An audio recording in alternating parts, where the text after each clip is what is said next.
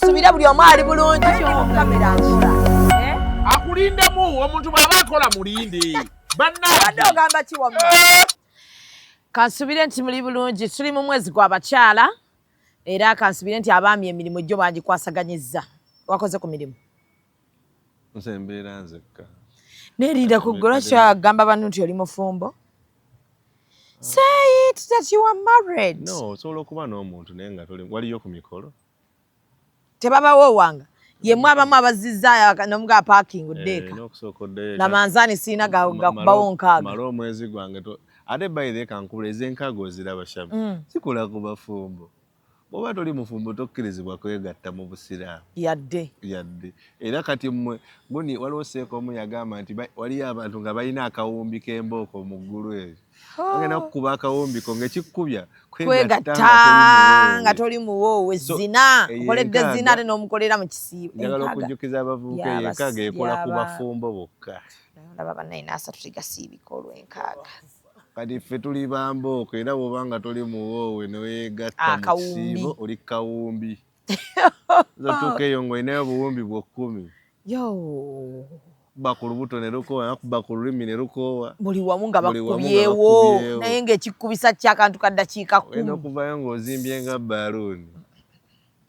tubaagaliza ekisiibo ekirungi omwezi omulungi ogw'abakyala abakyala njagala okubategeeza nti muli bazira muli b'amaanyi naddala abakyala abali eyo nga mu owninga businesses mwekozesa buli kadde mwetaaga mufuneyo omuntu abawahaaga kuba kati ate embeera weeri bizinesi zeegezezzaamu abakazi batugira ebyaddala nga bizinesi ye gye yeetandikira yagala mmutuga so njagala okubeera nga mbatumirako nti muli mutya njagala okwebaza aba Bubbles Beauty abakola ku bakyala ensusu tinammwe mwebale nnyo mwebalire ddala abakyala balabise bulungi bambi tebakomplaininga ndi ne white collar wano lunaku lwa Sunday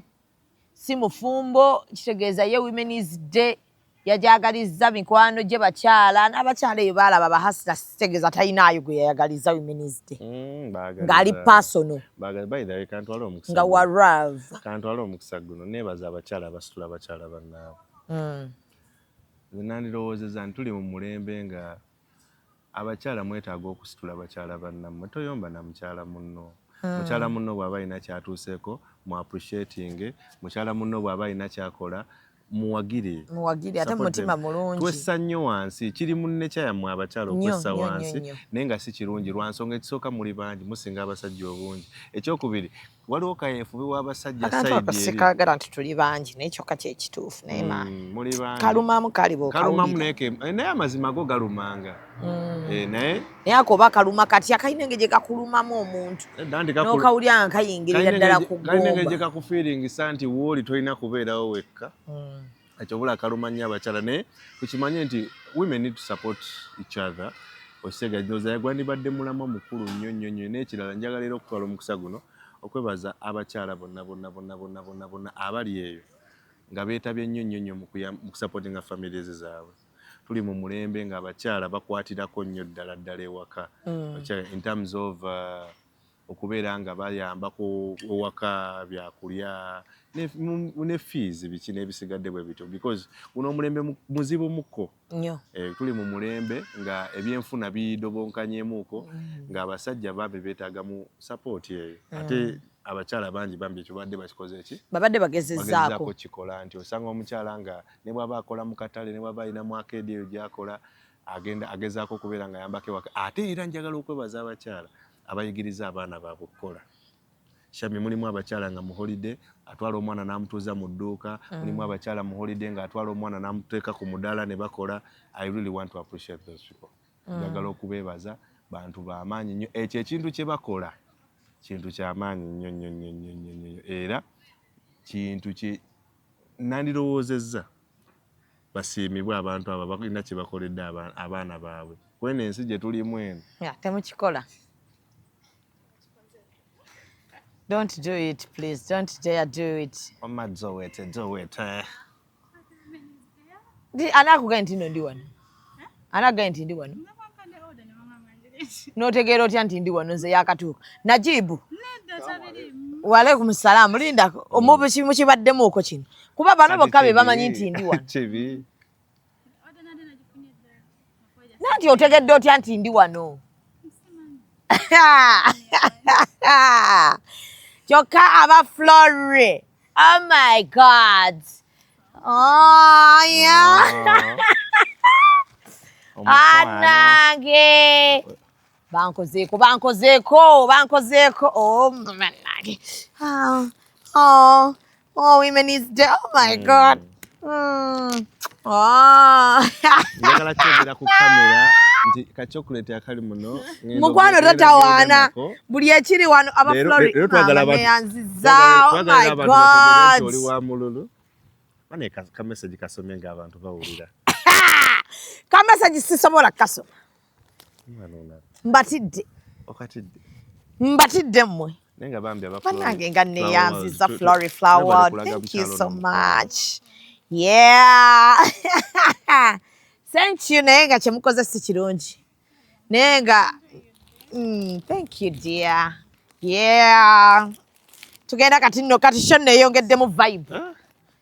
Kabaga mukampancha kamwe kabadde ka delivery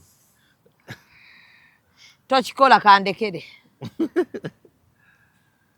Nendowooza mulaba nabagamba ebintu bino mujja kumala mubitegeere mpolampola. Olina akantu kogeze neyogera nga short. Thank you darling. From Florrie Flower World. So they have bambi bakwagadde naye olina akantu kogeze n'ogamba mbu kati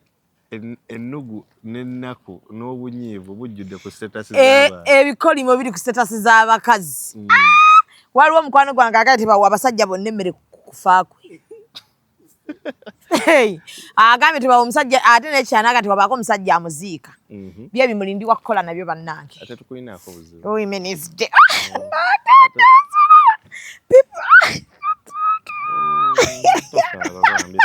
Asiri mukaabi. Siri muntu asanyuka nenkaaba awo mba nkulimbye. Ezziga lyange nga liva wala. Ndimanyi. Gwe ne munnaku osekerawo. Olimanyi? Ne munnaku nseka. Okumanyi. Nze ezziga liva wala. Kiba gyagubaaguba dda. Tuti tetutangana. Ninga bannange ebimuli. Naye shena agenda mu maaso. Ejja kutambula. Nange omanyi njagala nnyo ebimuli. Gwabula najibu nkuba ku bifaananyi n'ebimuli bino ate obimpe mbipositinge leero kuba nina olumi abanaku. Ate gwe omu ku bantu bemmanyi abasinga okweyagala ku nsi ya Mukama. Neeyagala baaba. And it's very good. Ekindwaza kiba kimu malazima siwagira kwashako biki byonna byonna ne mpanga mutima gukubira ku bunkumu bwavu. Ensawo eyo bweba teriimu kasente. Tugenda mu maaso munnange. Happy Women's Day nzo olunaku olwange luwedde. Yeah. Kati simanyi oba mufunye ku bimuli oba n'akamessage temwakabika nakali forwarded.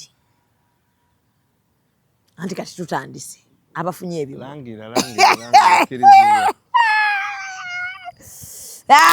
Nage.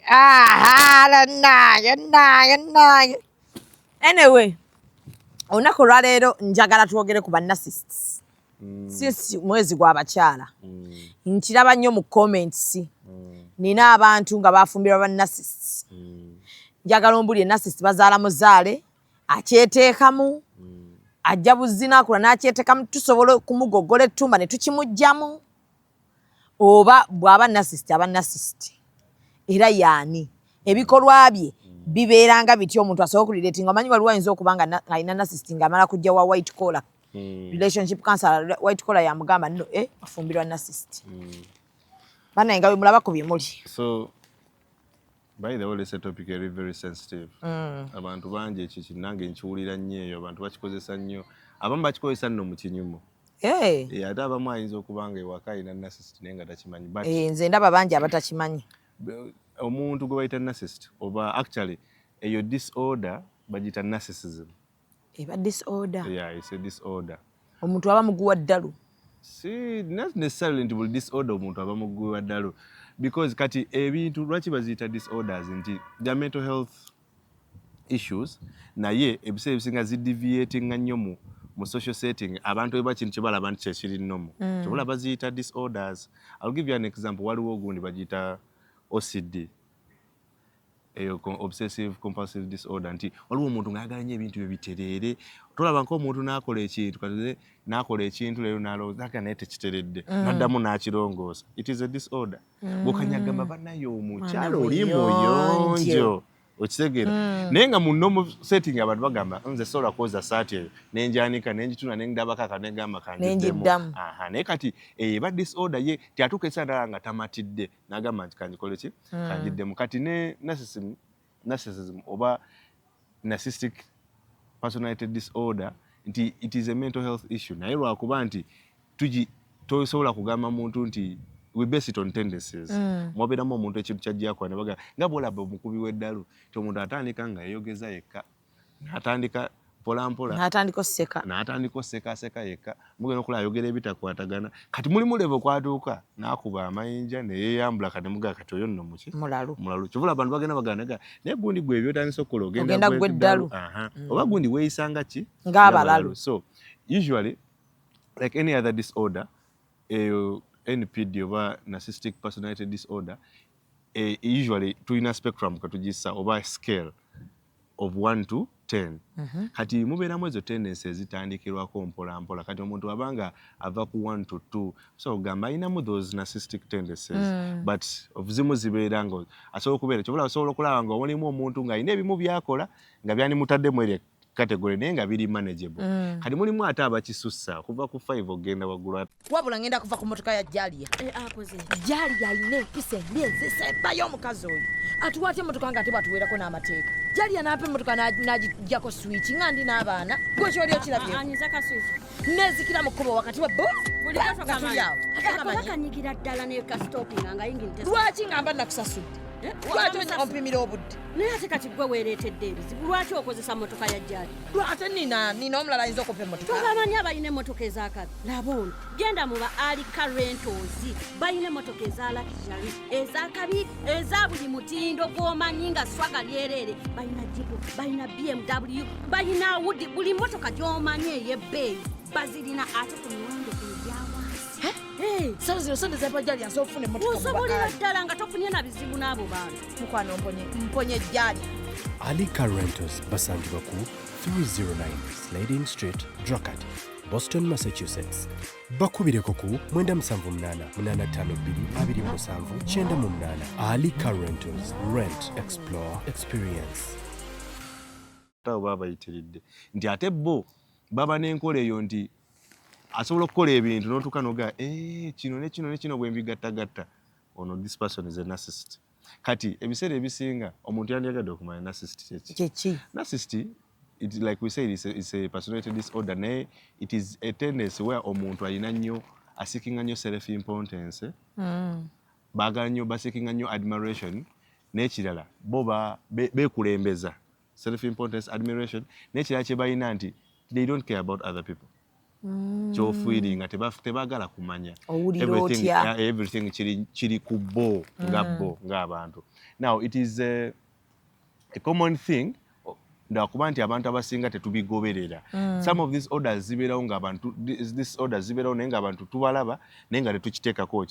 tetukiteekako nnyo sira omuntu amala kubeera nnyo naye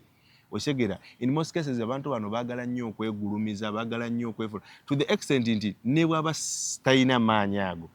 atuuka ekiseera neyeebelievinga nti yagayina osegera baagala nnyo self superiority baagala nnyo kwegamba nti babeere nga babasoosowaza balina nnyo a high sense of entitlement. Ekirala balina envy oba kyekiyenge envy kyekimuna ejjerase anti waliwo ennugu balina ensaalwa nnyo ensaalwa tebaagala nnyo okulaba abantu balala nga balina ekintu ekyakabi actually balina nnyo okulaba bassa nnyo abantu abalala wansi so be abasajja bakutira self esteem exactly era bakikolera nnyo ddala so kati ebiseera ebisinga nga bwe nkugambye nti to categorize someone ogamba nti so and so is a narcissist ebiseera ebisinga tutunuulira those narcissistic tendencies ebintu bye bajja bakola. So kati ebimu ku bubonero kwolabira noga nti naye ndabika wano ndiringana muntu nga narcissist ekisookera ddala ekyo kyegambye ekya self importance. Omuntu ali ayinza okwagala kwebuuza nti self importance kyeki. Self importance ye muntu oluusi okwewa omuwendo okweteekako gwe omuwendo ne bw'aba tagulina okitegeera nti bakola ekintu kalinga bwe tunagenda naga ese lwaki bantuuza emabega okitegeera like waliwo eyo self importance lwaki nze gwe basembezaayo okitegeera ayagala bamutuuze mu maaso ku mukolo ogutali gutali gugwe okitegeera kwegamba nti gwobeera ne value akatebe kange wateeke kumpi awo n'omugole olina ogwo omuwendo gwe weewa ogutalina ki makulu ogutalina makulu okitegeera ekyokubiri nti basikinga nnyo ekyo kye tubaali tugamba ekyokusikinga admiration nti ayagala nnyo buli kyakola naguza emmotoka bwe mutakyogerako kimunyiiza bw'ayambala n'anyuma ne mutakyogerako kimunyiiza okitegeera ayagala nnyo buli kaseera abeere nga bamusoosowaza abeere nga bamwogerako gundi mwamulabye abantu bano tubayina era nga bakola ebintu bino n'oba n'omusajja okitegeera n'akugamba mazima nga kati olaba olinga mukwano gwo gwali ogamba luli nti akomyewo ewaka aguze ebintu byaleese abireetedde bantu bawaka kubirya oluusi ne bamugamba n'omugamba nti banne weebale kugula naye ng'awulira tekimala ayagala babinyonyo gye waleese badde egira bulungi mulina okunnyonnyola amanye nti mwasiimye weebale nnyo ekirala bali very manipulative very manipulative now bakola manipulation yaabwe luusi ebeera mu bintu nga bisatu bw'aba akukwana ekisookera ddala lwaki naga ekya self importance nti bo bw'ajja okukwana bw'ajja nka tugeze nga baagala nnyo bayitagetinga abantu kati nga bano abawala abalungi kati ng'ayagala ajja akwana omuwala omulungi oyo amulage nti atoli bwa kitalo nga bwe weerowooza nze ndi wa kabi tola nti bakuwaanawaana eyo naye nze ndi wa kabi nakwana Shamimu omwasa mugwamanyi nti nno waddalu n'amulaga gwe tolina kyoli that is how narcissists do kati how do they do their manipulation one bwe baba bakukwana ebiseera ebisinga ajja ne balina kye bayita love bombing is an act of extreme affection olaga nnyo omuntu nti ofaayo okugamba omuntu oluusi abantu abasinga bakikola nnyo wano nga tukwana omuntu n'omuwayo ebirabo omuntu yakakulaba I love you buli kaseera omuntu yakakulaba n'atandika okukusuubiza ebintu bingi usually omuntu yakakulaba weeking emu naye they are telling you how they want to marry you they are telling you how you should move in with them literally they are trying to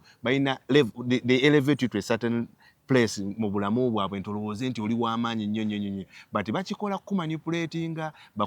bakufune because bo bw'aba ayagala ekintu aba akyagala bw'aba ayagala ekintu kikolebwe nga bw'ayagala kikolebwe ne bw'oyagala kikyusa takyusa ne bw'oyagala kikyusa that is they are very manipulative and very exploitative ekyokubiri kye batera okukozesa bakiyita trauma dumping omawala ebintu bibiri waliwo trauma bonding ne trauma dumping but for them bakozesa nnyo okusinga trauma dumping nti bw'ajja okukwana akuba ennaku ye yonna byonna byayisemu omulundi gumu omukwatibwa ekisa omusembeze but usually kibayamba emirundi ebiri nti mweyo embeera nawe openinga up naawe n'obabuulira ki ebizibu byo kati mudde eyo ate ne batandika okukozesa ebyo okucunya singa oba wamuvinga in ng'olwomaze omufuna kyobula nti bajja bakyusa kyobula nti gambye nti they have their tendencies naye kati bijja bikula kati gwogenda okizuula nti omuntu ono gwe nafuna bwati bwali ng'akumaze akulina mu ttani so those are some of the things they do and kyera kye batera okukola nga bakumanipulatinga nti balina ekintu kye bakiyita projection nti addira ebintu bye byakola n'atandika obbisako ggwe ekizibu towuliriza ekizibu toli real okitegeera ekizibu tosiima okitegeera oyagala ebintu bye bikolebwe nga bw'oyagala n'ebyo byonna babikola nti to affect your sanity nti obeerawo ng'ogamba obanze because tulina ekizibu okitegeera wamma osanga tetwandi nze saagala kuyombayomba naye gw'obireeta omuntu agambako akantu katono n'okageza naye ng'amazima gali nti ekintu kyonna kyobadde oyogerako tekyabadde kikyamu so those are some of the symptoms ekirala kye balina symptom endala gye balina nkikugambyeko they are envious of others because of that sense of entitlement gye balina self entitlement eyo balowooza nti buli kirungi bye bakisaana tolabanko n'omuntu Shamimu n'ogula emmotoka naga kati oyo omuntu bw'ati abeera atya ng'avuga emmotoka eyo okitegeera naye noyagala omubuuza oli yakola ssente ze okitegeera gwe kikukwatirako wa okugamba kikulumira wa okitegeera gwe ntasaana mukazi we kati gundi aba atya n'omukazi omulungi bw'ati banasisi n'abalina ssente nabo babeeramu n'ekiro bonna babeera nabyo because jjukira nti Katonda yatukola mu bulamu nga levels zaawukana. Yesu oyinza okubaamu ne ssente naye omuntu asookola naga Najibu tasaana mukyalo oyo oyo mukyala bw'atyo Najibu abata n'omukyala bw'atyo oba okitegeera nti kati they have that ti ne bw'aba akwana bukwanyi mukazi asooka okujja namuga kati obeera otya n'akasajja bwe kati oyo musajja akuwaaki okitegeera mu kifo ky'okujja obeera eno kufa abantu okitegeera like eyo bonaabona they usually do that because of that sense of entitlement gye babeera nayo okitegeera ekirala kye balina basanya abantu wansi. They belittle people a lot. Ate bantu babi batya bantu babi ye muntu asobola n'okukufiiriza ekintu nga tagenda kikola. Asobola n'okugobya ku mulimu mu bulamu obwa bulijjo asobola okugobya ku mulimu because awulira omulimu gw'oliko tosaana kubeerawo okitegeera because bo be baagala ebintu ebirungi byokka kati ekyo ky'okubiritolinga asobola okubeera naga ne kati mubeerawo mutya mwine embeera mukana akasana abantu batambuza amamotoka mwe muli ku booda muli kubigera ekintu kyo si kirungi okitegeera ndowooza olamuzeeyo ku mmotoka tagenda giggulira nomala omwaka nga togenzeeko bweru okitegeera tolinnye ku nnyonyi kati baba bakikola bakyeto n'akubuuza tolinnye ku nnyonyi nagaa kale ogenda girinnya kati musobola n'obeera n'atakuwadde 10 no kati ekyo bakikola because nti ayagala nnyo okussa self-esteem yo wansi naga negwe abantu beewambe buli kaseera bakuba essimu ne sukaali obusukaali abakubisa essimu osege omuntu okulwala ne bamuwa ekitanda jasse kugamba akunafuye ng'omuntu owulire ng'amaanyi gakuggwamu so ebiseera ebisinga bwe lwolaba omuntu nga ayina some of those tendencies okitegeera ate bali exploitative nnyo nti ebiseera ebisinga baridinga ku bunafu bw'omuntu ne babukozesa okufuna kye bakola kye baagala. Omuntu nga narcissist ebiseera ebisinga ate babeera bali bwe batya babeera on and off. Mu bulamu be bantu abaagala okwachivinga ennyo abasinga the high achievers because okumaintaininga ekyo okufuna to seize that control kola ekyo kye baagala balina okubaamu n'akasente era abantu abasinga balinamu ne element ya arrogance. They are very arrogant people. Yes, very arrogant. They are very arrogant. Ate by the way tebalaba arrogance yaabwe era asobola ogikuteekako n'agamba oli arrogant kyekyo kyembadde gamba ekya projection okitegeera mumunyiigira bwereere naye kati kugamba nti tolina ssente nnimbye okitegeera. So can you advise your friend, your sister, omuntu oyo yenna alina okufumbirwa narcissist? Kuba ennaku zino ndaba bangi ba narcissist. Sikukubiriza because kati ate bwe kituuka mu relationship kisukka because wali mbadde ngezako kuwa just kati mwagala ng'ali mu relationship kati bwe kijja mu relationship bantu ate bakisussaamuuko nnyo ba narcissists. Sookera ddala they are very selfish. Kati ki affecting a communication in what sense nti they want things to be done their way, so tebakuwa mukisa kuteesa, tebakuwa mukisa kuwa opinion yo. Kati ate nga bwe tukimanyi nti communication nsonga nkulu nnyo mu relationship. Kati buli obeera ng'omuntu buli okola ekintu ajja kujja gamba kino tulina kikola bwe tulina kikola bwe takuwa mukisa to express yourself. Buli kyo ky'omuwa kikuba. Buli ky'omuwa kikuba. N'alaba nga tekikola. Exactly. Kati it affects. Ekyokubiri, this kind of manipulation gye bakola nti ekyokugamba nti akubeere nga buli kaseera akugamba tebagala nnyo bacriticizing. Kati ate mu relationship ebiseera ebisinga relationship tesobola kukula bwe tuba nga tetwecriticizing positively because mubeeramu ekintu ky'okola kyamimu ne kitansanyusa, mubeeramu ekintu kyenkola ne kitakusanyusa. Now since in their nature tebakkiriza bacriticizing, kati bw'ogezako mu criticizing ate anyiiga bunyiizi n'akizza ku side yo. Kati ate ekibi in what sense nti waliwo omuntu g'obeera naye nakola ebintu n'otuuka n'ogane nfa ono naye waaki kamuleke. Ekirala kye balina lwaki si balungi bakudeetinga naddala abantu nga tuli mu relationship, baagala nnyo buli kintu kibe nga kitambulira ku bo.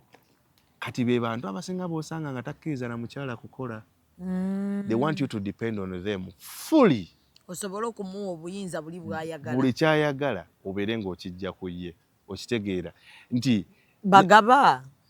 Bagaba. Banasisi bagaba bw'aba ayina agaba. Naye okwo kugaba kwe gye budde aba agenda kikozesa ate against you. Agenda bikulangira. Because kati batera okukola ebiseera ebisinga olajjuka kano kena kunyonyoda akalavu bombing nti atandika nakolera ebirungi nakukolera nagulira emmotoka nakolera abeewamwe bonna ebirungi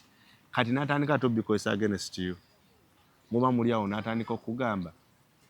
naye temusiima mwagala ki wammwe nabasanga muli mutya okitegeera nakugulira emmotoka wali ovuze ku mmotoka okitegeera kati nakufeelingisa essimu ye kyasinga okwagala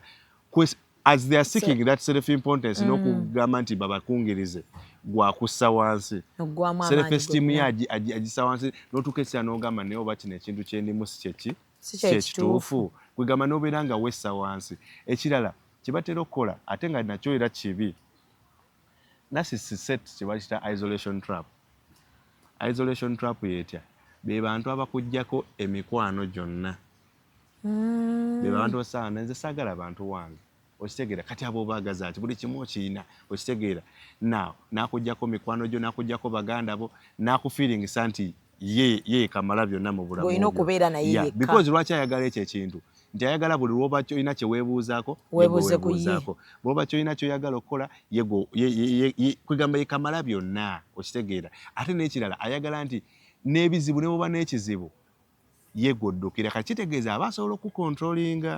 yasalawo ddi lwakuwa ssente kali kobaliko obadde onnyumiza ali nga tutandika nti asobola okukeera ku makya nagamba ngenda kukuwaayo emiliyoni 2 kati miliyoni 2 ezo n'atazikuweerawo naye ng'ayagala okuba essimu omubeereko kwegamba akufuula beega mu magezi ye kwegamba muli kiina engeri gye kimuwa essanyu ekyo kimuwa that ng'okuba kimuwa eyo self importance eyo gye naadde egamba ng'omuliko bw'ogamba bambi sente kati obubi bwe kirimu ekyo nfudde jjajjange agenda ayagale abeewaabwe obubi bwe kirimu ekyo bakazi bakyegayirira ennaku zino bayegayirira sente oba olina okwegayirira kati omuntu anga yakusuubiza ssente ate kati isolation trap eno gye baseetinga obubi obugirimu nti narcissist yasobola okuba nga akucunya naye nga tosobola nakugenda kugamba bantu obagambe ki because mu kusooka wali yakuyisa bulungi ensi yonna n'ogiraga nti bannange ono ye buli kimu osegera ekyokubiri wano mu love bombing nga we nagambye nti they do a lot of impression osegera abantu babakwetolodde amuwadde akasente bamaama abakolako bulungi Shamimu tobeeranga kawo n'obeera n'omuntu n'akugamba naye nkubulire Shamimu nina omusajja wange naye omusajja bannange mubi naye omusajja bamwagala abantu bange bamufiirako ne bwengezako okugamba abantu nti omusajja mubi teryakikkiriza tobulangako omuntu akikugamba bwatyo kati abantu abo abadiringa narcissist they set an isolation trap kati akubeeza mu mbeera nga oli wekka abasajja n'atuuka nekiseera timwali mulina gye mubeera n'obeera eyo n'akutwala eyo munda eyo buwaate wa wonna gyaba akututte yonna yonna lwaki ogamba buwaate omanyi mumanyiira bannange nanti ebintu bizze mu mutwe gwo n'owulirira ddala nga example oyinza okuwa abantu oyinza okuwa buwaate kale bulindo kale buli omu awe munneekitiibwa kale bulindo weekend oyinza kuba nga ogenda kugimalira mu muntu mu bifo by'oyinza okugeraageranya nga omusajja akututte wala ayinza kukutwala buwaate buwaate ovugirawo essaawa 5 tuukayo kambuuze ekibuuzo nedda wali tukola buli muntu awe munneekitiibwa wano nga tukola kambuuze lwaki owaba bbulooka emirimu kyategedde nti oyagala kuyisawo gy'osula wamma babbulooka b'ebuwaate mutusonyiwe temugenda kufunira wano mirimu kweno sho kati lwaki omanyisa ensi yonna nga boobeera buwaate ate nze gye mbeera nti mbuuza bubuuza bakwano bange bangi babeerayo kati osazeewo olutalo oyombere bakwano wamma omwami ayinza okutwala ebuwaate eyo bulindo ebyo ebifo byemumanyi ebiri eyo ewala eyo kakiri eyo munda eyo lwaki era kakiri Zubeda ndeka nkole nabula nange neesonyiwa leka tukole simanyi nawe oyaga kufuuka narcissist ku sheni era ngenda fuuka kyendaye bannarcissist bayika bafunamu nnyo n'okusinga abantu batali bannarcissist nsobola okutereeza narcissist mu marriage singa mba namufumbirwa dde already sikyalina kyakukola muzaddemu abaana naye ntuuse nsobola omutereeza enze embeera zisobola okumuggwamu can you talk to that person n'akyuka kati ebiseera ebisinga mwenga kale gwenga kansula wali obatu baali bamukuleeteddeko omubuulirire so kimugamba amazima nti yo narcissist tekimuyisa bubi kati ebiseera ebisinga this is what I want to tell people nti olumu ebintu bino bizibu byakulwanyisaamu naye omulina mumala kiraba because the biggest problem gye tuba nayo nti people abantu bano tusinga nti abantu bano babine we bali oba balina bayita mu mbeera eno naye balowooza kya bulijjo gama musajja yeesunguddemuuko. For example, there is something that narcissists do. It's called gaslighting nti tusobola okuba nga tukoze oba tulwanye nenkukuba n'okukuba naye negamba olaba nze sibadde wakuku oda gundi nesindikiriza gweze kati ogeze okumala ogudde mu kisenge tulaba ozimbye. Kati what they do, that gaslighting, they make you even judge, like they tap by affecting your sanity. They make you judge your reasoning. Gamba naye oba nze ndika ekikyamu osegere oba omusajja ono tanvumye talangidde maama wange oba okisegere oba tankubye naye just nange oba nange muprovokinze ekisose sajja wattu n'agamba kankube. Otandika okujustifyinga bye bakoze n'ogala osanga ki kati wogira kiri ekintu kye mbadde nkugamba ekya trauma bonding nti omuntu asobola okuba nga akucunya naye nga mu ngeri omu oba endala you feel like gw'oli responsible ku kukuconyako ogamba osanga nze nkyereetera bakole ki banchunye okitegeera naye ng'ate si bwe kiri omuntu ono actually what they are doing is wrong. They are actually treating you wrongly. Now ebiseera ebisinga abantu bambi when they see these tendencies tuba nekino ekigamba nti omuntu ono ayinza okukyuka, and sometimes it is very hard for us to tell the narcissist. Ate n'ekirala nti bo bagezi asobola okuba nga leero abadde akucunya enkya najja nga yeetonda nakolera ebintu ebinagala ekizibu olaba nze saagala kukola bwe nti okitegeera oluusi nazzaamu biri ebyemabega nadde gamba omanyi nze nakula ne jjajja wange okitegeera kati okitegeera now n'otuuka ekyala n'ogamba okitegeera nakula ne jjajja wange ng'emmere baginfumbira biki saagala nnyo okulya emmere ya mukozi kyobula nazze nenkuyombesa nenkola n'ebino kano muli naye n'otuuka ekyala n'ogamba bambi osanga yakula ne jjajja we kyekyakoze ki kyekyalese kino kumbe in actual sense akutegeka because omanyi nga bw'olaba kapa nti ete emmese omanyi kapa terirawo mmese soka n'egita n'egita kugamba kati golaba babeeramu oyo cat and mouse okitegere kati ebiseera ebisinga abantu bambi kuba olaba narcissist oyo omulengera ne bw'aba wakwetonda ng'akoze ekikyamu omulengeri gye beetonda agamba bino byonna tebyandibaddewo singa tewakoze bwe kiti. I'm sorry but osegera kubako ka but osegera I'm sorry but you're responsible for this. Now literally nga bwe nagambye nti yes akoze ekintu ekyamu naye muli mutima era asigala akugamba nti bino gwo bireese singa tubikoze tebyandikoze ki tebyandibaddewo ate which is not the ideal way. Kyobula nagambye nti tendencies zaabwe balina ebintu byebakola nti byawukana ku social settings zaffe nti omuntu bw'okera ku makya n'ogamba nti njagala kwetonda oba social practices nti bwe ngamba nti I'm sorry nyina okujja I acknowledge nakoze ensobi neninda gwonsonyiwe naye tolina kwongerezaako omanyi naawe ogenda n'okola bino bwe biti ne bwe biti it's not supposed to be like that. Ekirala ogenze n'ogamba nti tusobola okwogera nabo nga kati neme kakijje ku bakyala you as counselors nyinza okuba ne narcissist nsobola mukuleetera can you be of help? Can that person change? Because waliyo okubanga narcissist ate kati omwagala nga byonna bikola bikulumya naye ng'ate omwagala. Can I bring that narcissist to you? Can you do any change on that person? Kati ebiseera ebisinga omuntu otusobola okwogera naye nga bwe nkugambye nti most disorders zino ozirengera ziba ziwa omuntu okwekkusa. Yena awulira nga kkuse. Abantu abasinga abakola ebintu bino Shami kiringa kugamba nti osobola obuulirira omwenzi n'ava ku bwenzi. Osegeera naye manyi wali abasajja abatuuka eyo myaka nga kati olaba nva ku bavubuka bano 30s biki naye nga naye kyemmanyi ku bantu abamu kati katugereze ku mwenzi narcissist simanyi omwenzi bw'ayenda n'ayenda naye n'alaba nga omukazi asigadde abakazi ne batuuka naga namuvaako yamanya ayende kasita tuwekebeza waliwo abasajja bendabyeko nga batuuse mu myaka like 50 meka n'abivaako bannange nga yatuula ng'awoza kimba ne mukyala wange anti ekigambye nti era akikola ku lulwe anti era ku lulwe ye oba aba akooye. Kati usually abantu bano omuntu asinga because kati what we normally do we can talk to them n'amanya because abamu oluusi bakikola nga tamanyi nti kino kyakola kiri but of course wali narcissist akikola nga tamanyi nti narcissist kiri anti kati kiri embedded it is a neurobiologically engineered kibeera mu bo n'ekirala abantu abamu bakulira mu environment eziba triggering okubeera nga bakuze n'ekyo ekintu okitegeera nti okuze mu environment ng'abantu b'okuze babadde bakola ebintu bwe bityo oluusi n'okulanga oba bakucunyizza nnyo kanooyagala bw'okula nawe yagenya amaanyi bakuwa ekitiibwa ekyo owulire nti oli musajja owera environment ezisinga ze tukuliramu zinakyalinga nnyo engeri abasajja abamu oba abantu abamu gye beeyisa nga bakuze nti omuntu eyakulira I'll give you an example omuntu eyakula ne jjajjaawe ntoteekako disclaimer omuntu muvubuka yenna akuze ne jjajjaawe atamu aba n'ebintu byonna nga bitamba otegera buli kaseera n'atuuka ne ku level ng'akujuliza jjajja se jjajjange nakula ndaba atikkula jjajjange nga tolya mmere etali nzizeeko ye bannaye jjajja n'omugamba bannaye kisirani lwaki togenda n'owasa jjajjaawo omuntu n'akeera ku makya n'akugamba nze olaba ffe jjajja owaffe yakeeranga ku makya ng'ekyenkya tukirya ne tulya ekyemisana engeri eggolu tasaddisuula ng'ayina engeri gy'aliddaabirizaamu n'efuuke emmere ng'eyokya okumanya jjajja owaffe yali muntu mulungi ffe tetwanabako mazzi gannyogoga nga jjajja waffe waali naye wano omuntu n'anaaba amazzi ag'ennyogoga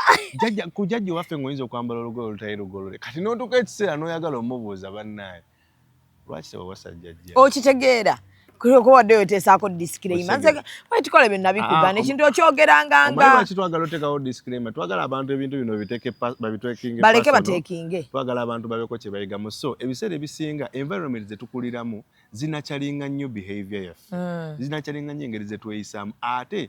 ne twesanga oluusi nga n'ebintu bino oluusi bijja bikula tuba ne emotional triggers ezo ntera ozoogerako wano nti ebintu ebyo bijja bikutriggalinga kati omuntu n'atuuka ekiseera nti abantu abo infact kankubuulire narcissist ayinza okubeera ng'oyagala kumuleka n'akulemesa okumuleka ng'oyala mmuta ate otya n'akulemesa okumuta nga byonkola mbikooye recently waliwo embaala awo omusajja ndowooza yatemaatema omukazi n'abaana baali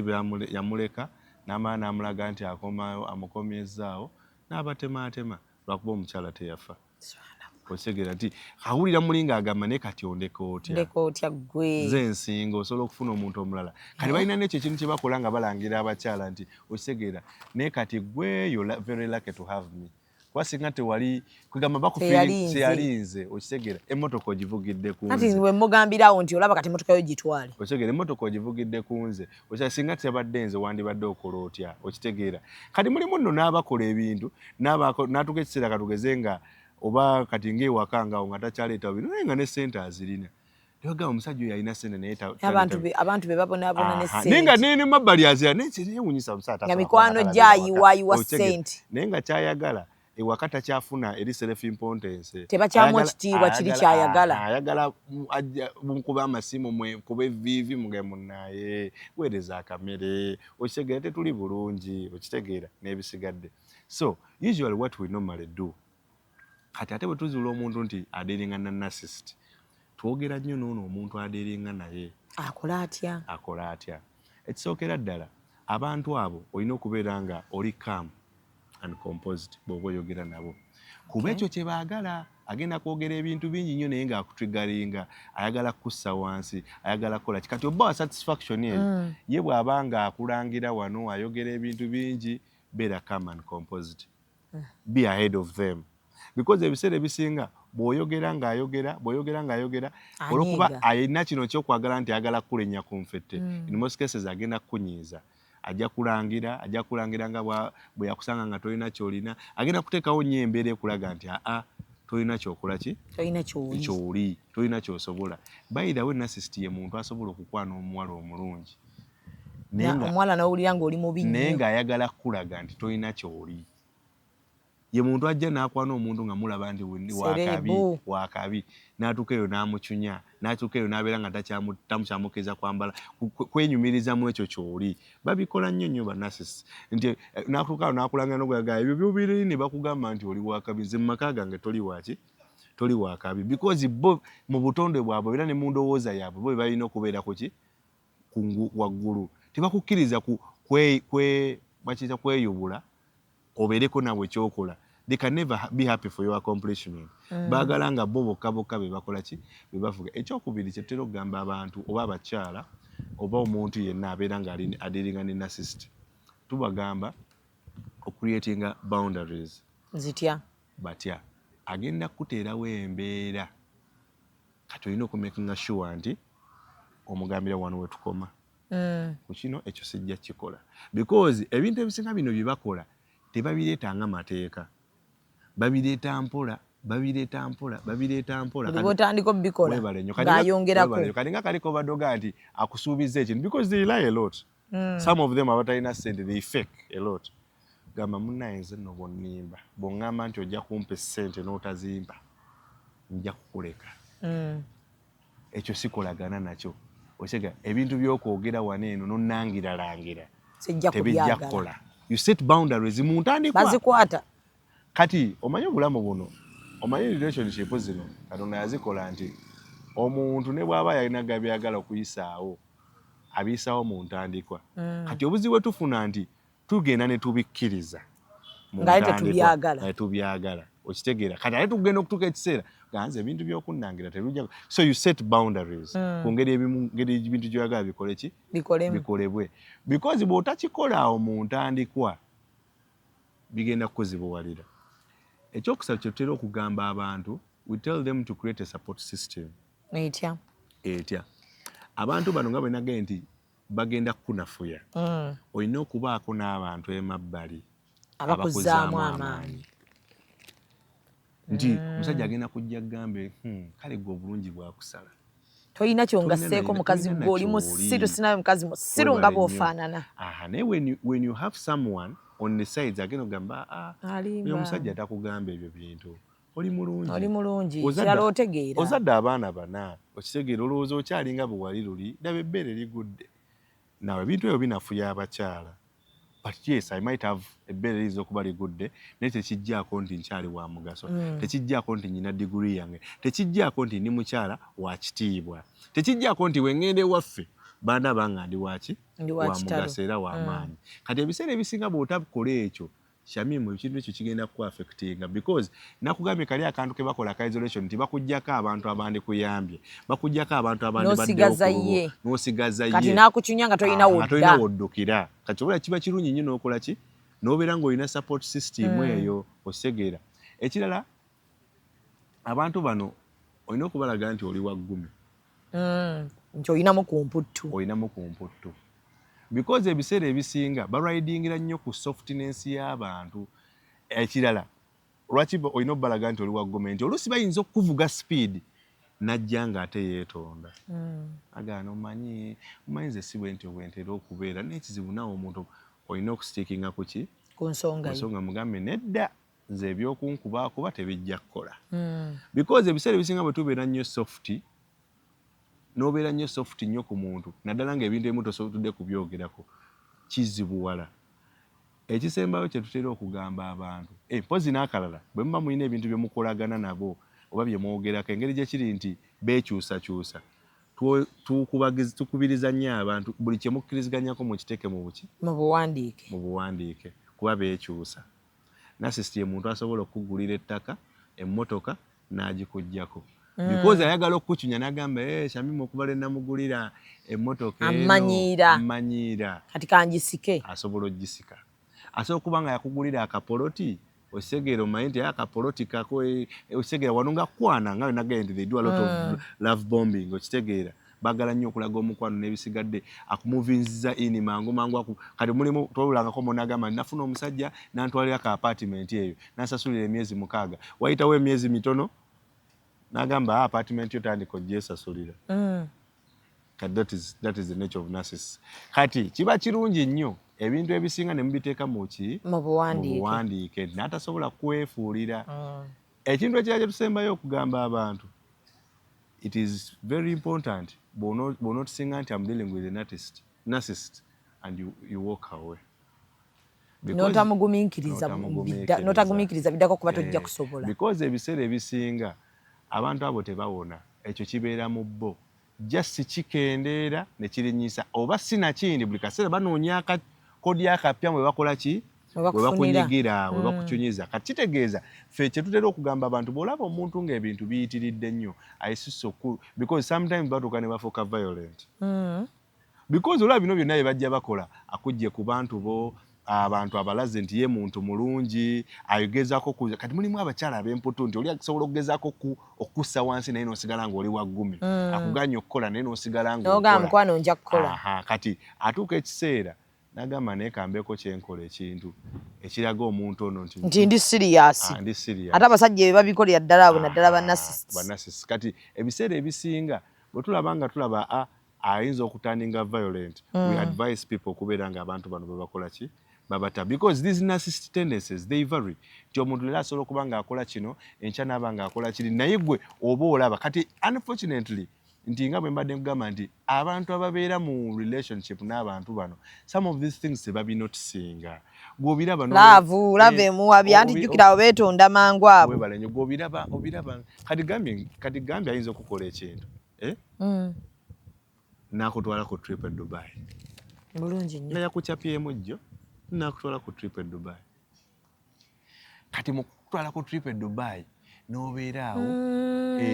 wali mukwano gwange bamukuba n'alungula ne bamuwa ssente ne bakyalibe abaga mugendeko Maldives ne bagenda mugende Zanzibar ne bagenda ne bamubuuza kaakati waŋŋamba luli wali oyagala kimpozi wali oyagala motoka efaanana etya ne bagikyusa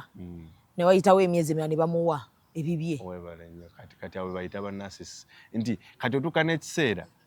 ng'omikwano gye gye yakutute nabye Maldives tosobola bagamba nti muyinza okukikiriza twali twakaveeyo omusajja n'antimpula tosobola owulira nga already wajja ggulo limu n'obawaanira n'obagamba bannange omusajja yeetonze akabi agambe tugende Zanzibar because of the other kinagambye that need of admiration nti asobola okukeera ku makya n'emmotoka eyo bw'aba wakugikuwa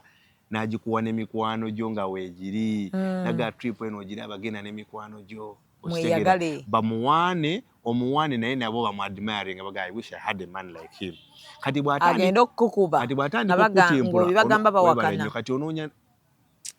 oyo omusajja ku ngeri gya mukkakkamu bw'atyo oyo ayinza okukuba omuntu oyo olina n'ekikyamu okitegeera kati ebintu ebijja bikula kati ate n'ekirala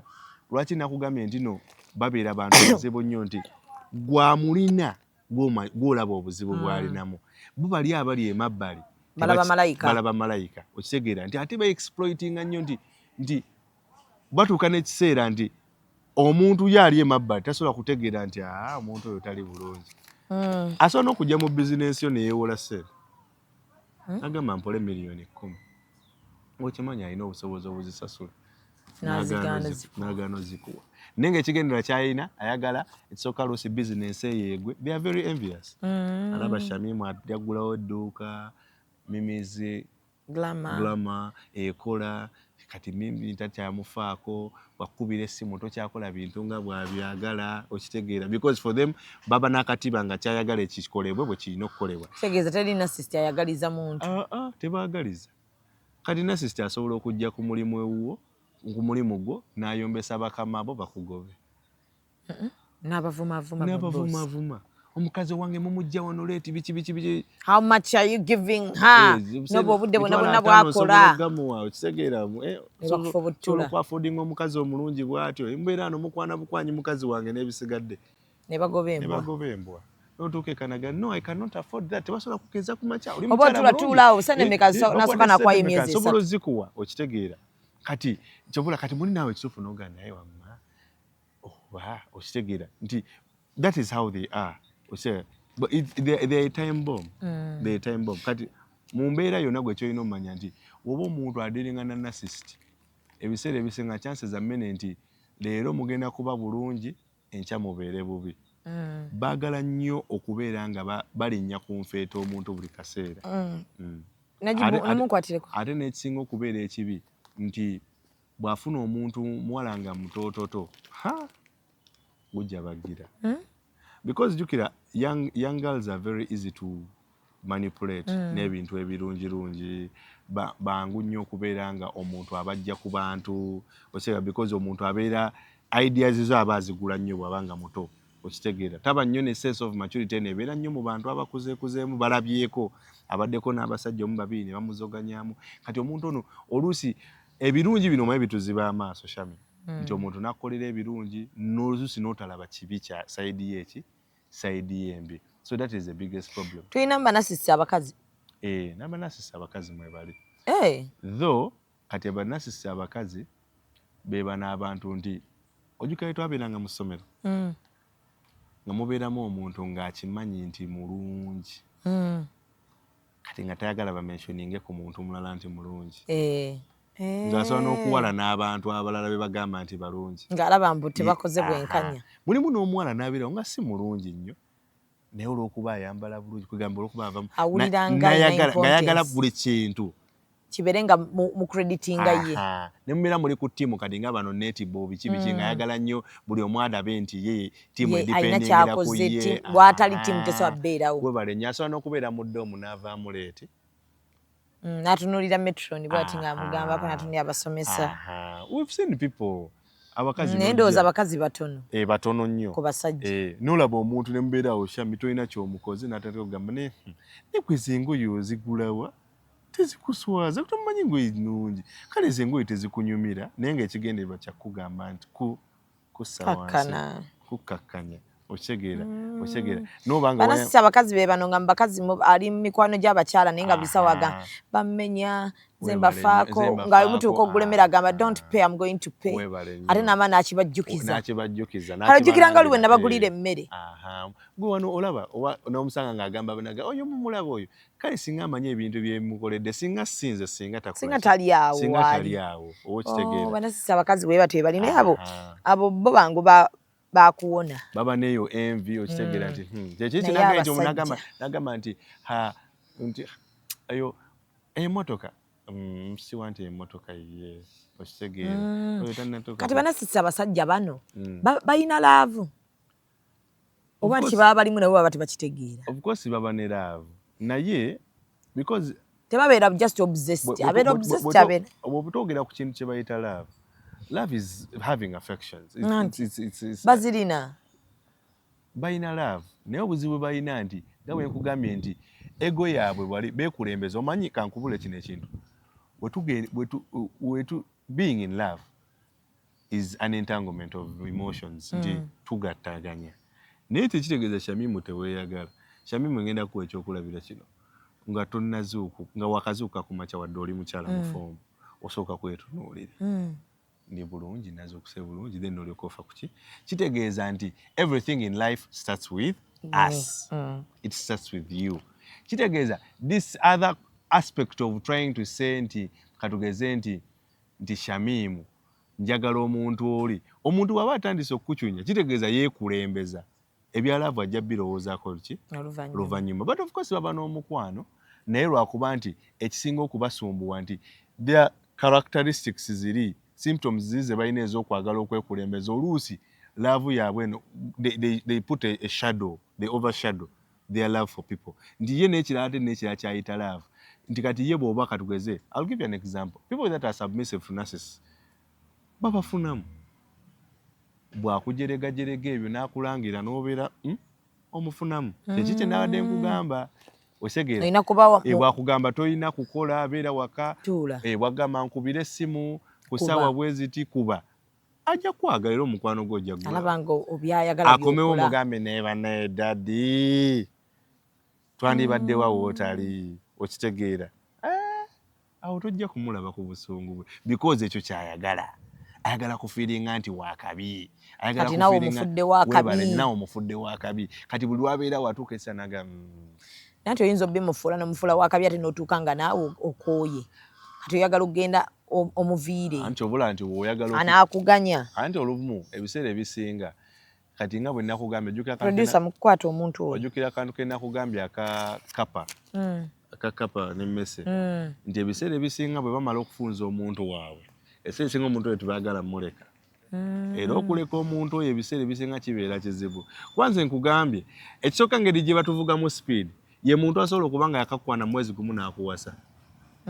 Ye muntu asobola okuba nga yakakwana mu mwezi gumu olina gy'obadde obeera kazigo n'agamba ebintu bitunde jangu tubeere ffenna. Kati ebiseera ebisinga because of how they do their things otuuka ekisa n'oyagala omuleka ne kiba kizibu. Ekisooka yakuwasa. There is no way you're just going to walk away out of your marriage. Two, yakujja mu mbeera gye walimu n'akuleeta mu mbeera ennungi. Ekyokubiri ekyokusatu kye nagaye nti bakwa-isolatinga ti famire otuuka n'okwagala okuddamu ngagamba watwesamba omusajja mule akwa-isolatinga abasajja n'abannabugaloga kati uyo musajja omulekawo oyagala bikoleka abantu omusajja yagabwagazi kitiibwa kimuwe omusajja kati kiki kyakoze awo amangweni omusajja okugamba nti wenkomawo nkulisaayo omusajja okugamba nti nsoosowaza osegera fe omusajja oyo alabirira abaana ba wano oyagala bato bo baleme butasoma buli bwe tumukubira nti kino n'atuweereza that kind of kati baba ekisookera ddala n'ekirala nti by the way basobola okukusiiga akaseno mu bantu abalala ne bakusigira ekifaananyi nga gwe ow'emputtu nga gwe atawulira kati in most cases oyagala okuvaawo omanyi this when I was telling you about that isolation trap they do it physically and also psychologically nti waliwo baddeko n'omuntu nga mutuufu akuggyeko abantu naye nga tokimanyi kati emotionally n'abantu bennyini ne batuuka ne bakukyawa akwe tolambula abantu wano bafiirwa togenda bagaana abantu okuziika those are narcissists osegeera tujja baweereza emitwalo 5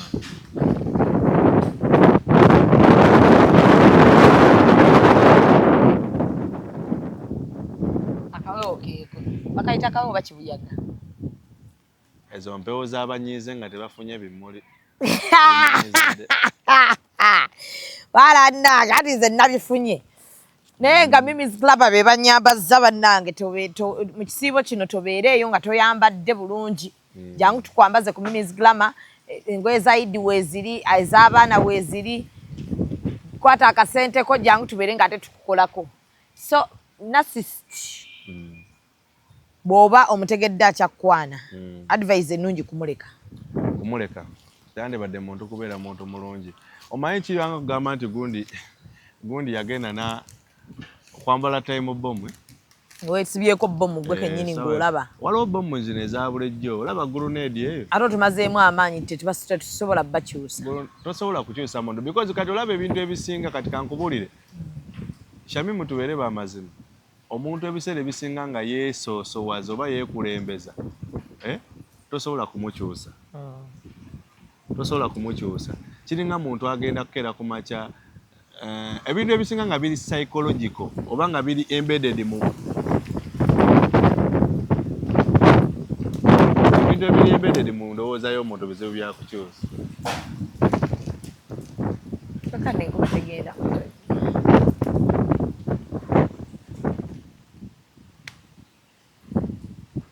kibayita Women's Day celebration abakyala banyiivu status nyiivu liso lijja kuluma naye abakyala mpuliramu obunyiivu bwammwe bugenda kutonnyesa enkuba tukyebaza ekyo tukola maliriza tuve mu mpewo bannange so omuntu yenna ng'olina omuntu nga narcissist ng'owulidde ku symptoms zetwogeddeko bw'obanga onoonyega gy'omuhandolinga osobola okubeera nga onoonyaako ennamba eri 0757 omuntu yenna ng'oli eyo nga omusajja ayinza okuba alina narcissistic tendencies naye nga tomanyi engeri kikyakkola ngeri gya muhandolingamu oba ng'oyagala naawe kumanya oba omusajja wo narcissist oba nedda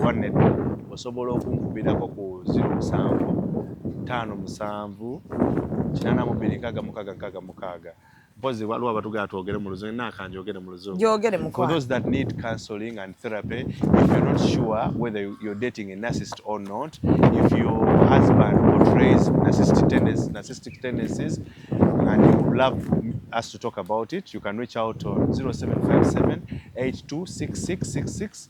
we can get to talk about it. Maybe you'll feel redeemed at the end of the day. Kale katuberekereze musibe bulungi mweraba tubagaliza weekend ennungi tobeereyo na nnaku noonya ku white collar abeere ng'ate mwogera munyumyemukko kirungi nnyo okufuna omuntu gw'oyogeramukko naye. Bye bye. Mweraba. We love you. Executive Media. Focus, innovate, succeed.